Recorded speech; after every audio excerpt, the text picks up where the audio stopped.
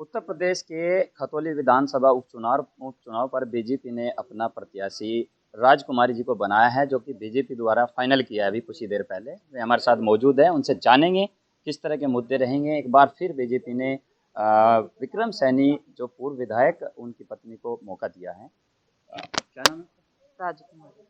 कितनी आपकी उम्र है और किन मुद्दों को लेकर आप चुनाव मैदान में? 42-43 साल की उम्र है। आपने पहले कभी कोई चुनाव लड़ा है? हाँ, चुनाव लड़ा है। कब लड़ा है और कौन सा चुनाव लड़ा है? 2005 में प्रधानता का चुनाव लड़ा था। क्या मुद्दे आपके रहेंगे? किस तरह का आपका विकास समझते हुए किस तरह के चुनाव को लड़ेंगे? चुनाव रहेंगे, भारी मतों से जीतेंगे।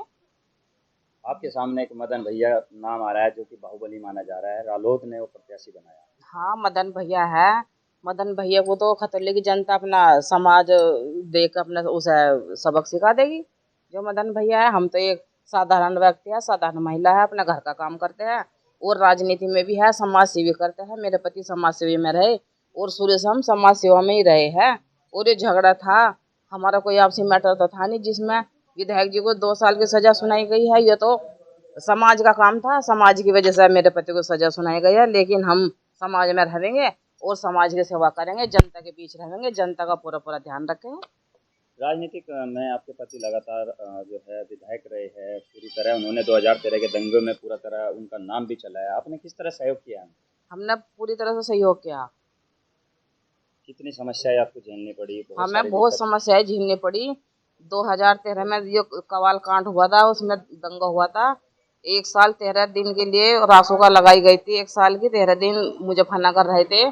और उसके बाद मैं मेरा छोटा बेटा हम वहाँ गए थे, मिलाई है मुजफ्फरनगर गए थे, लेकिन हमारी वहाँ मिलाई नहीं हुई थी।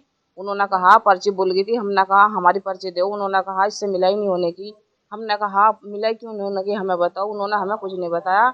फिर भी उन्होंने कहा कि वे बाहर चले गए। मैंने कहा बाहर कहाँ भेज दिए? उन्होंने हमें कोई नहीं बताया। जैसे भी करके हमने 1-2 दिन में उनका पता लगाया। हमें पता चला कि हमीरपुर जेल में है। हम वहाँ गए, हमने वहाँ जाकर उन्हें पैसे दे के आए, हम उनके कपड़े लत्ते दे के आए। हमने कहा घर की तरफ से टेंशन फ्री है, हम समाज के लिए मरे। अगर समाज के लिए हमारे जो भी कुछ हमारी गर्दन भी कट रही तो हम समाज के लिए समाज के लिए बिल्कुल तैयार है। झुकने के नहीं, गर्दन कटा देंगे। आप घरेलू महिला होने के नाते किस तरह समझती है प्रथम बार जो है इतने बड़े चुनाव में लड़ने के लिए आज पहुंची हम है? घरेलू महिला भले हैं, लेकिन हम राजनीति में भी है और समाज सेवा में है। हम अपने घर का काम भी छोड़ देते हैं समाज सेवा के लिए। क्या कहेंगे हाईकमान के लिए? बीजेपी द्वारा फिर आपको एक बार मौका दिया है, इतनी बड़ी जिम्मेदारी। बीजेपी ने कुछ विश्वास करके तो हमें मौका दिया है। शुरू से हम बीजेपी में और बीजेपी के लिए हम जनता के लिए सेवा करते हैं। कितनी उम्मीद है आपकी?